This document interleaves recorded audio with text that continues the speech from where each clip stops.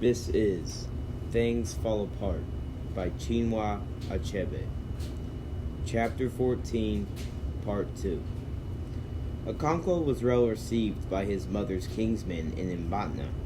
The old man who received him was his mother's younger brother, who was now the eldest surviving member of that family. His name was Uchendu, and it was he who had received Okonkwo's mother 20 and 10 years before, when she had been brought home from Umofia to be buried with her people. Okonkwo was only a boy then, and Uchendu still remembered him crying the traditional farewell. Mother, mother, mother is going. That was many years ago. Today, Okonkwo was not bringing his mother home to be buried with her people. He was taking his family of 3 wives and their children to seek refuge in his motherland. As soon as Uchendu saw him with his sad and weary company, he guessed what had happened and asked no questions. It was not until the following day that Okonkwo told him the full story. The old man listened silently to the end and then said with some relief, "It is a female Ochu," and he arranged the requisite rites and sacrifices. Okonkwo was given a plot of ground on which to build his compound, and 2 or 3 pieces of land on which to farm during the coming planting season. With the help of his mother's kinsmen, he built himself an obi and 3 huts for his wives, and then installed his personal god and symbols of his departed fathers. Each of Uchendu's 5 sons contributed 300 seed yams to enable their cousin to plant a farm, for as soon as the first rain came, farming would begin. At last the rain came, and it was sudden and tremendous. For 2 or 3 moons the sun had been gathering strength till it seemed to breathe the breath of fire on the earth. All the grass had long been scorched brown, and the sands felt like live coals to the feet. Evergreen trees wore a dusty coat of brown. The birds were silenced in the forest, and the world lay pain under the live, vibrant heat. And then came the clamp of thunder. It was an angry, metallic, thirsty clap, unlike the deep and liquid rumbling of the rainy season. A mighty wind arose and filled the air with dust. Palm trees swayed as the wind combined their leaves into flying crests like strange and fantastic coiffure. When the rain finally came, it was in large, solid drops of frozen water, which the people had called the nuts of the water of heaven. They were hard and painful on the body as they fell, yet young people ran around happily picking up the cold nuts and throwing them into their mouths to melt. The earth quickly came to life, and the birds in the forest fluttered around and chirped merrily. A vague scent of life and green vegetation was diffused in the air. As the rain began to fall more soberly, in smaller liquid drops, children sought for shelter, and all were happy, refreshed, and thankful. Okonkwo and his family worked very hard to plant a new farm, but it was like beginning life anew without the vigor and enthusiasm of youth, like learning to become left-handed in old age. Work no longer had for him the pleasure it used to have, and when there was no work to do, he sat in a silent half-sleep. His life had been ruled by a great passion, to become one of the lords of the clan. That had been his life's spring, and he had all but achieved it. And then everything had been broken. He had been cast out of his clan like a fish onto dry, sandy beach, panting. Clearly his personal god, or chi, was not made for great things. A man could not rise beyond the destiny of his chi. The saying of the elders was not true, that if a man said yeah, and his chi also affirmed. Here was a man whose chi said nay, despite his own affirmation. The old man, Uchendu, saw clearly that Okonkwo had yielded to despair, and he was greatly troubled. He would speak to him after the Isa Ifi ceremony. The youngest of Uchendu's 5 sons, Akamingwu, was marrying a new wife. The bride price had been paid, and all but the last ceremony had been performed. Emikwu and his people had taken palm wines to the bride's kinsman about 2 moons before Okonkwo's arrival in Mbatna. And so it was time for the final ceremony of confession. The daughters of the family were all there, some of them having come a long way from their homes in distant villages. Uchendu's eldest daughter had come from Obodo, nearly half a day's journey away. The daughters of Uchendu's brothers were also there. It was a full gathering of Umada. In the same way they would meet if a death occurred in the family. There were 22 of them.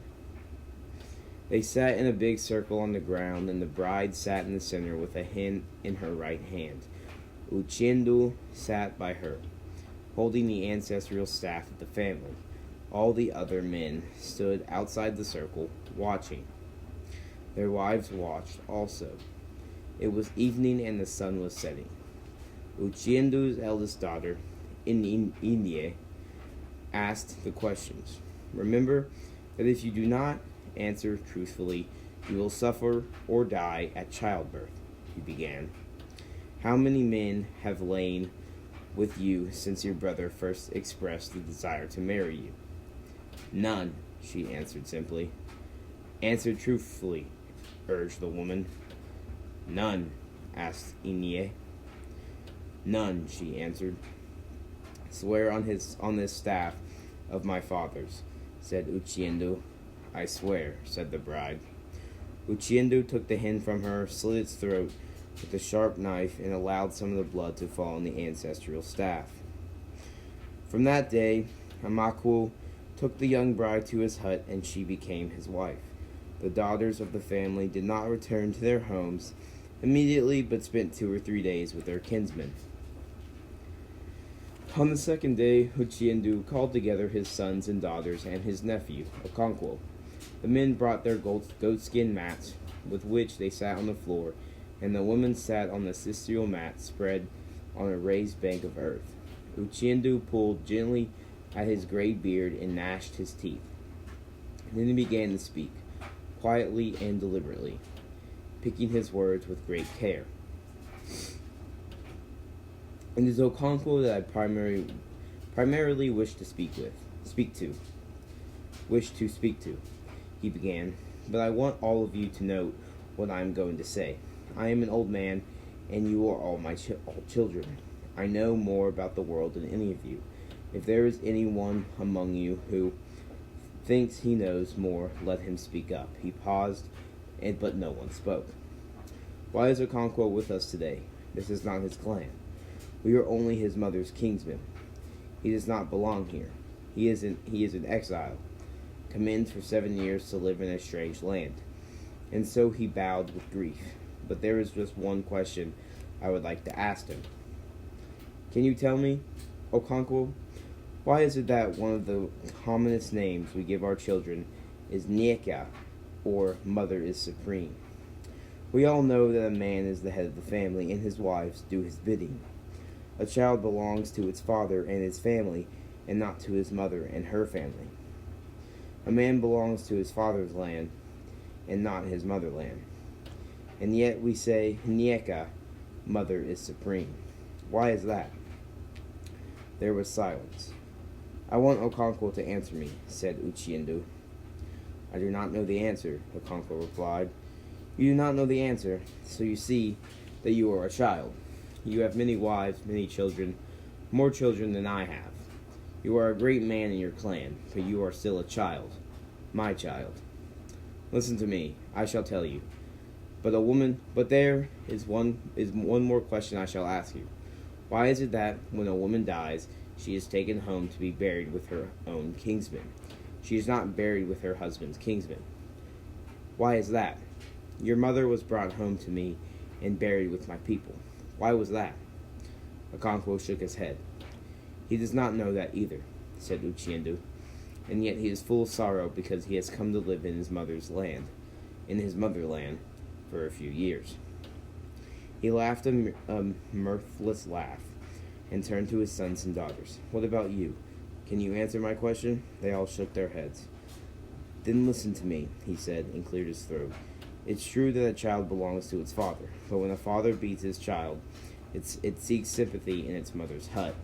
A man belongs to his fatherland when things are good and life is sweet, but when there is sorrow and bitterness, he finds a refuge in his motherland. Your mother is there to protect you. She is buried there. And that is why we say that mother is supreme. It is right that you, Okonkwo, should bring to your mother a heavy face and refuse to be comforted. Be careful, or you may displease the dead. Your duty is to comfort your wives and children, and take them back to your fatherland after 7 years. But if you allow sorrow to weigh you down and kill you, they will all die in exile. He paused for a long while. These are now your kingsmen. He waved at his sons and daughters. You think you are the greatest sufferer in the world? Do you know that men are sometimes banished for life? Do you know that men sometimes lose all their yams and even their children? I had 6 wives once. I have none now except the young girl who knows not her right from her left. Do you know how many children I have buried? Children I begot in my youth and strength, 22. I did not hang myself. I am still alive. If you think you are the greatest sufferer in the world, ask my daughter, Ukenyi, how many twins she has borne and thrown away. Have you not heard the song they sing when a woman dies? For whom is it well? For whom is it well?